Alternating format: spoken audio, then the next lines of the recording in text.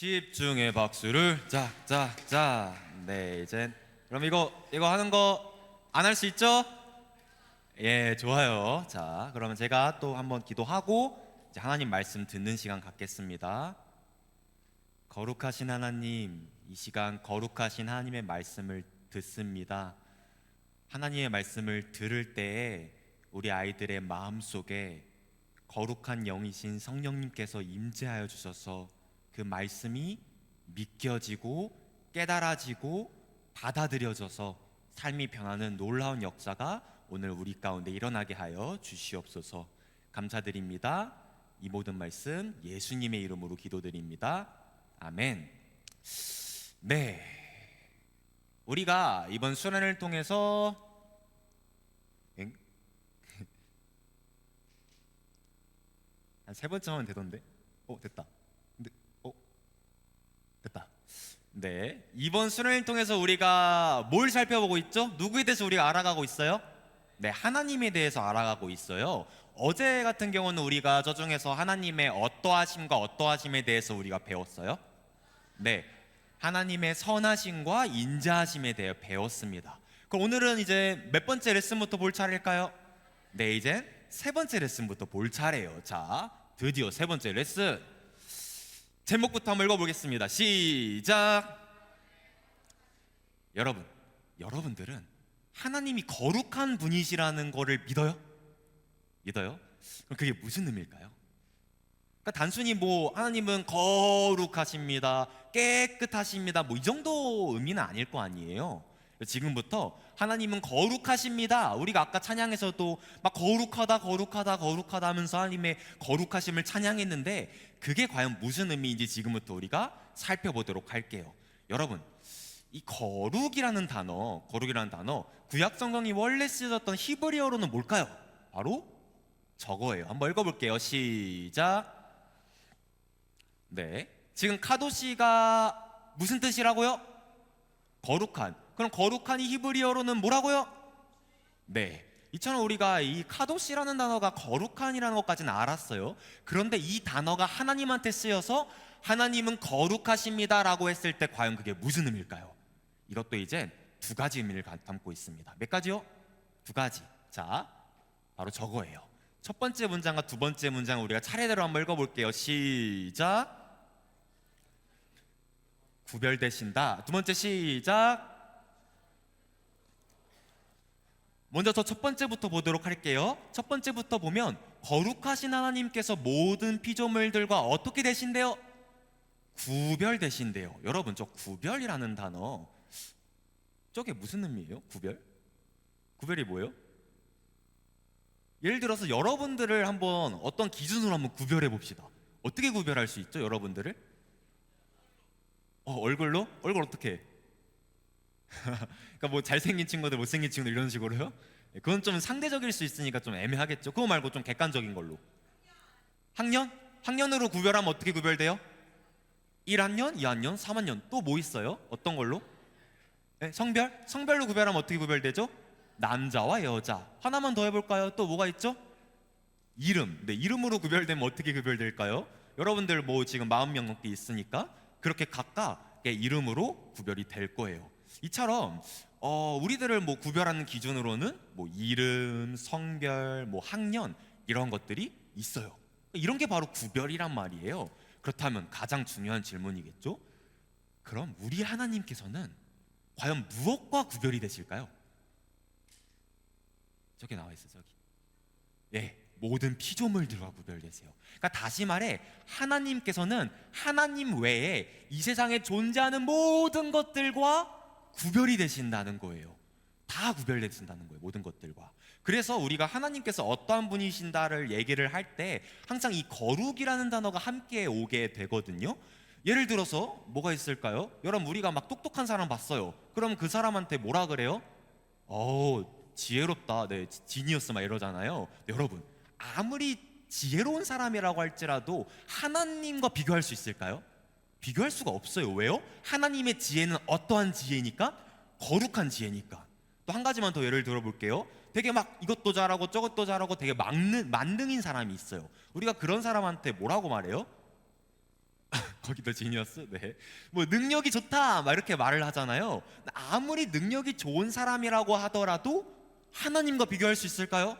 없어요. 왜요? 하나님의 능력은 어떠한 능력이니까? 거룩한 능력이니까.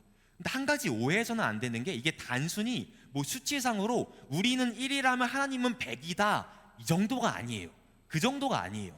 그럼 뭐냐? 존재적으로 아예 달라요. 아예 종류가 달라요. 차원이 달라요. 그러니까 비교조차 할 수가 없는 거예요. 그래서 우리가 뭐 성경을 읽다거나 아니면 찬양을 부를 때 가사 중에 막 이런 거 있잖아요. 주와 같은 분은 없네, 하나님과 같은 분은 없네, 절대로 비교할 수 없네, 막 이러한 내용들이 있잖아요. 그게 바로 이러한 의미예요. 세상에서 아무리 막 지혜롭고 선하고 사랑이 많고 능력이 많은 거 다 가져온다 하더라도 하나님과는 절대 비교할 수가 없는 거예요. 왜요? 하나님께서는 모든 피조물과 거룩히 구별되시는 거룩하신 하나님이시니까. 이게 바로 하나님의 거룩하심이에요. 여러분들이 하나님의 거룩하심을 떠올릴 때 이 구별이라는 단어를 앞으로 떠올렸으면 좋겠어요. 무슨 단어라고요? 구별. 좋습니다. 자, 그렇기 때문에 하나님께서는 또 뭐랑 구별이 되시냐면 죄와 악과 구별이 되세요. 뭐랑고요? 죄와 악. 여러분, 하나님한테서 우리가 조금이라도 뭐 죄, 악, 흠, 어둠 이런 거를 단 0.000000001%라도 찾아볼 수 있을까요? 없어요. 전혀 없단 말이에요. 이걸 가리켜 우리가 뭐라 그러냐? 저 두 번째 문장인 거예요. 다 함께 두 번째 문장 읽어볼게요. 시작. 지금 하나님께서 도덕적으로 어떠하시대요? 완전하시대요. 그 어떠한 죄도 흠도 어둠도 악도 찾아볼 수가 없는 완전히 도덕적으로 거룩하신 분이시라는 거예요. 자, 그렇기 때문에 바로 이런 하나님의 특징 때문에 또 따라오는 게 하나 있어요. 그게 뭐냐? 잘 들으세요. 그렇기에 하나님께서는 죄를 너무너무 미워하세요. 여러분, 우리가 뭐 미워한다라고 하면 우리가 남들을 미워하는 거를 떠올려서 좀 어색할 수가 있는데, 뭔가 좀 안 어울린다 생각할 수 있는데 하나님한테, 여러분, 사실 당연한 얘기예요. 하나님께서 악을 사랑하실까요? 어떨 것 같아요? 아니면 죄를 사랑하실까요? 말도 안 되는 얘기잖아요. 그렇죠? 하나님께서는 너무너무 거룩한 분이시기 때문에 그 안에서 그 어떠한 죄도 악도 흠도 어둠도 찾아볼 수가 없으신 분이시기 때문에 하나님께서는 죄를 너무너무 미워하세요. 그리고 그렇기 때문에 또 따라오는 게 하나 있습니다. 그게 뭐냐면, 그렇기에 하나님께서는 죄를 반드시 심판하세요. 죄를 반드시 어떻게 하신다고요? 네, 반드시 심판하신다는 거예요. 하나님께서는 재판관이세요. 하나님이 뭐라고요? 재판관, 판사라는 거예요. 근데 그냥 단순한 판사가 아니라 100% 공정하고 100% 의로우신 재판관이세요. 공의의 재판관이시라는 거예요. 여러분, 우리가 막 세상에서 막 되게 나쁜 그런 범죄를 저지른 범죄자를 판사가 되게 약하게 처벌을 해버렸어요. 약하게 형벌을 때려버렸어요. 그럼 우리가 그 판사 뭐라 그래요? 판사 가지고 어떻게 해요? 판사를 욕하잖아요. 왜 이렇게 판결을 약하게 하냐? 엉터리 판사다 막 이렇게 욕하잖아요. 그런데 왜 우리가 하나님께서 죄인을 심판하시는 건 너무하다고 생각을 하는 거죠? 여러분, 우리가 하나님에 대해서 갖는 오해가 한 가지 있어요. 그게 뭐냐면, 하나님께서는 사랑이 너무 많은 분이시기 때문에 우리가 죄를 지었을 때 그걸 그냥 넘어가 주신다거나 눈 감아 주신다라고 생각을 할 때가 있어요. 그러니까 하나님은 사랑의 하나님이신데, 근데 누군가 막 죄를 지었을 때 그걸 그냥 막 벌하시고 심판하시고 지옥 보내시고, 그러면 그건 너무한 거 아닌가? 라는 생각을 할 때가 있다는 거예요. 근데 여러분, 하나님의 사랑은 100이잖아요. 100%. 그렇기에 동시에 하나님의 거룩 역시 100이에요. 하나님의 공의 역시 100이라는 거예요. 하나님께서는 사랑 그 자체이시죠. 그렇죠? 딱 그만큼 하나님께서는 거룩하세요. 딱 그만큼 하나님께서는 공정하세요. 그렇기에 만약에 하나님의 사랑 그리고 공의를 저울에 이렇게 올려놨어요. 그럼 어떻게 될까요? 한쪽으로 기울까요? 안 기울어요. 정확히 수평이라는 거예요. 그렇기 때문에 하나님께서는 아무리 사랑이 많으시다고 하더라도 우리가 지은 그 죄를 그냥 넘어가실 수가 없어요. 그냥 눈 감아 주실 수가 없으신 거예요. 그러면 거룩하신 하나님이 아니에요. 여러분 꼭 기억하세요. 우리 하나님은 거룩하십니다. 그렇기 때문에 죄를 반드시 심판하시는 분이세요.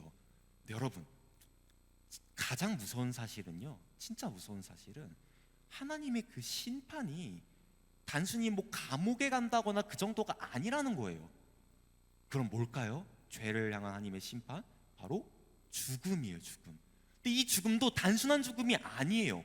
어떠한 죽음이냐? 영원한 죽음이에요. 왜 영원한 죽음일까요? 하나님이 어떠한 분이시라고 했죠? 제가 어제 영원한 분이시라고 했잖아요. 그렇기 때문에 그러한 영원한 하나님한테 거역하게 된다면, 그런 하나님한테 우리가 반역하게 된다면 그 형벌도 마찬가지로 영원한 거예요. 그러니까 다시 말해서 영원히 불타는 영원한 지옥에 가서 영원한 고통을 받는 영원한 죽음, 그게 바로 거룩하신 하나님께서 죄인들에게 내리신 선고라는 겁니다. 어쩌면 여러분들 중에서는 지금 이 이야기를 들으면서도 내가 그 정도로 막 잘못한 일을 했나? 내가 그 정도인가? 너무한 거 아닌가 그거는? 생각하는 친구들이 있을 수도 있어요. 그렇게 와닿지 않는 친구들이 있을 수도 있어요. 우리가 그렇게 생각하는 이유가 뭔지 알아요? 기준을 세상의 법에 둬서 그래요. 세상의 법. 그러니까 세상의 법을 기준으로 하면 우린 다 무죄겠죠. 우리는 감옥 안 갈 거예요. 근데 여러분, 하나님의 법을 기준으로 하면 어떻게 되는지 알아요? 그럼 다 유죄예요, 유죄. 왜 그럴까요? 하나님은 어떤 분이시라 했어요? 두 번째, 도덕적으로 완전하시거든요. 그렇기 때문에 하나님의 기준 역시 어떨까요? 도덕적으로 완전한 거예요. 그렇기 때문에 그 누가 그 거룩하신 하나님 앞에 섰을 때, 우리가 다 어제도 그 얘기 했잖아요. 그 언젠가 예수님께서 반드시 이 세상 가운데 다시 오신다고. 근데 두 번째로 그렇게 오실 때에는 이 세상을 어떻게 하러 오신다고 하셨어요? 심판하러 오실 거예요. 그날 저와 여러분들을 포함한 그 모든 사람들, 단 한 명의 예외도 없이 그 예수님의 심판대 앞에 서게 될 거거든요. 그때 그 누가 주님, 저 그렇게까지 죄 지은 거 별로 없는데요, 저 이 세상에서 감옥 안 갔어요, 저 착하게 살았어요 라고 말할 수 있겠어요? 지금은 우리가 그 하나님을 눈으로 보지 못했으니까 하나님을 두려워하지 않지. 여러분들이 훗날 그 하나님을 진짜 만나게 되었을 때, 혹은 일평생 만나지 못하다가 죽고 나서야 만나게 됐을 때, 그 누가 하나님 앞에서 고개를 뻣뻣하게 들고 있을 수 있을까요?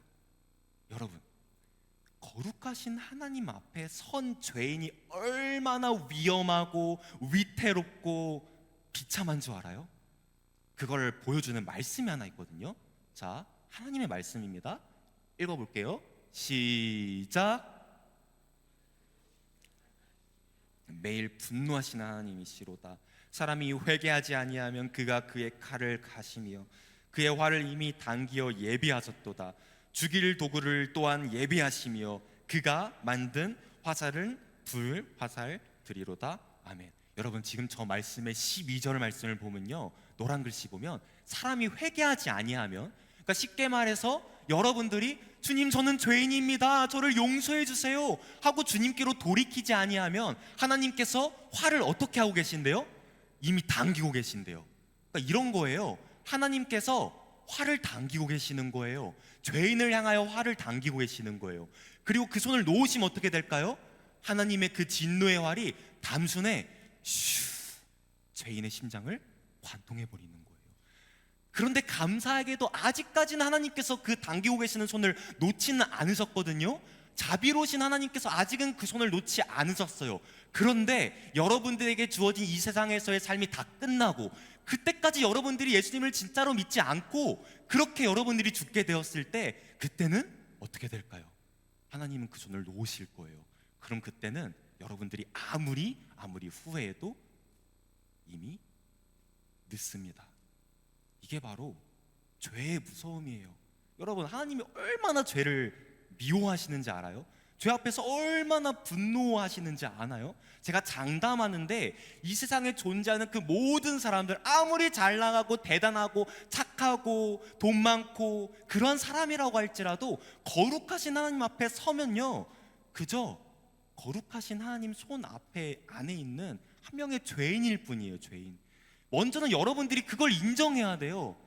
내가 하나님 앞에서 죽어 마땅한 죄인이구나, 이걸 인정해야 돼요. 여러분들이 그걸 인정하지 않고 나 정도면 괜찮은데 왜 목사님이 저렇게까지 말씀하시지? 그런 교만 속에 여러분들이 여전히 머물러 있으면 여러분들을 절대로 예수님을 진짜로 찾지 않아요. 제가 아무리 앞에서 예수님이 여러분들의 죄를 위해 죽으셨습니다, 예수님께서 여러분들의 죄를 위해 죽으셨습니다, 그 예수를 믿어야 살아요, 아무리 외쳐도 그 이야기가 남의 얘기처럼 들리는 거예요. 근데 여러분, 그 이야기는 남의 얘기가 아니에요. 바로 여러분 각 사람의 얘기입니다. 이 이야기에서 예외가 되는 사람은 이 세상에 단 한 명도 존재하지 않는다는 사실이에요. 그렇다면 여러분, 우리가 어떻게 하면 살 수 있을까요? 어떻게 하면? 이대로면 큰일 나잖아요. 하나님께서 당기고 계시는 그 활 놓으시면 단숨에 그 활이 우리의 심장 관통해 버릴 거 아니에요. 어떻게 하면 우리가 살 수 있을까요? 단 한 가지밖에 없어요. 단 한 가지. 예수님한테로 피해야 돼요. 누구에게로 피해야 된다고요? 예수님한테로 우리가 피해야 된다는 거예요. 그렇게 피해서 예수님께서 여러분들을 대신하여 매달리신 그 십자가를 믿음으로 바라봐야 돼요. 그러니까 그 십자가 원래는 내가 지은 죄 때문에 매달려 하는 십자가인데, 그 거룩하신 예수님께서 나를 죽기까지 사랑하셔서 그 십자가에 나 대신 매달리셨구나, 원래 내가 죽어야 되는데 예수님이 나 대신 죽으셨구나, 그걸 믿어야 된다는 거예요. 그래야 우리가 살 수 있습니다. 여러분, 왜 그럼 우리가 살 수 있는지 알아요? 우리가 예수님을 믿으면 왜 그럼 우리가 살 수 있냐면, 그럼 그 다음부터는 하나님께서 예수님을 통해서 여러분들을 바라봐 주시거든요.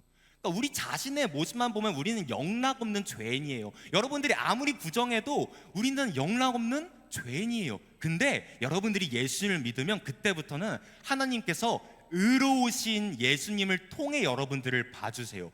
그러면 여전히 우리는 죄인이지만 바로 그 예수님의 의 때문에 여러분들을 하나님이 의로운 사람으로 여겨주시는 거예요. 쉽게 말해 여러분들의 죄를 용서해 주시는 거예요. 예수님 때문에. 여러분들의 죄를 깨끗하게 해주시는 거예요. 예수님 때문에. 그러면 우리가 살 수 있어요. 그러면 우리가 살 수 있습니다. 여러분, 한 가지 놀라운 사실은요, 단지 이게 그냥 우리가 안 죽고 살고 끝나고 이 정도가 아니에요. 어떻게 되냐면, 여러분들이 진짜 예수님을 믿으면 거룩하신 하나님께서 여러분 안에 함께 계세요. 하나님께서 어떻게 하신다고요? 여러분 예수님을 믿으면 거룩하신 하나님, 그렇게 거룩하신 하나님이 여러분들 안에 함께 계신다는 거예요. 저는 이게 우리가 믿는 기독교의 가장 아름다운 포인트인 것 같아요. 여러분, 하나님이 얼마나 거룩하신가요? 죄를 얼마나 미워하시는 분이세요. 근데 그 하나님께서 죄 많은 우리와 함께 하고 싶으셨던 거예요. 근데 문제가 하나 있죠. 하나님은 거룩하신데 우리는 어떻다고요? 죄가 많잖아요. 그러면 서로 함께 할 수 있을까요? 없을까요? 원래는 없어요. 그래서 어떻게 하기로 하시냐? 하나님께서 우리를 그냥 거룩하게 만들어 버리시기로 한 거예요. 누구를 통해서? 예수님을 통해서. 예수님께서 우리를 대신해 십자가에서 흘리신 그 거룩한 피, 그 피를 통해 여러분들의 그 모든 죄를 깨끗하게 해주신 것이죠. 그렇기 때문에 여러분들이 진짜 예수님을 믿으면 하나님께서는 여러분들과 함께 하세요. 그래서 성경은 이렇게 말합니다. 다 함께 읽어볼게요. 시작. 그의 이름은 임마누엘이라 하리라 하셨으니 이를 번역한즉 하나님이 우리와 함께 계시다 함이라. 아멘. 저기요, 저 파란 글씨를 보면 지금 뭐라고 하고 있죠? 네 글자? 임마누엘. 저 임마누엘이라는 이름이 누구의 이름인 줄 알아요? 누구요? 예수님의 또 다른 이름이거든요. 근데 지금 그게 무슨 뜻이래요? 노란 글씨만 다시 한번 읽어볼게요. 시작. 하나님이 우리와 함께 계시다. 하나님이 우리와 함께 계시다. 무슨 의미일까요? 하나님께서 우리와 함께하고 싶으셔서 2000년 전 우리 예수님께서 죄 많은 이 세상 가운데 오셨다는 거예요. 그리고 우리를 대신해 십자가에 죽으시고 3일 만에 다시금 살아나심으로써 그분을 믿는 우리를 거룩하게 만들어 버리셨다는 거죠. 그리고 그렇게 우리와 영원히 함께 하신다는 의미예요. 그리고 바로 그 주님께서 우리에게 다음과 같이 말씀하십니다. 저 두 가지 말씀도 한번 우리가 읽어볼게요. 시작. 너희를 애굽 땅에서 인도하여 낸 여호와라. 내가 거룩하니 너희도 거룩할지어다. 밑에 거 들어볼게요. 시작. 그러므로 하늘에 계신 너희 아버지의 온전하심 같이 너희도 온전하라. 아멘. 자, 먼저 위의 말씀부터 보면 하나님께서 지금 뭐라고 말씀하고 계세요? 내가 거룩하니 너희도 어떻게 하래요? 거룩하래요. 밑에 말씀 보니까 하늘에 계신 너희 하나님 아버지, 그 하나님 아버지의 온전하심처럼, 도덕적 완전함처럼 여러분들도 어떻게 하래요? 온전하래요. 무슨 의미일까요? 무슨 의미일까요? 하나님께서 여러분들 사랑하셔서 여러분들과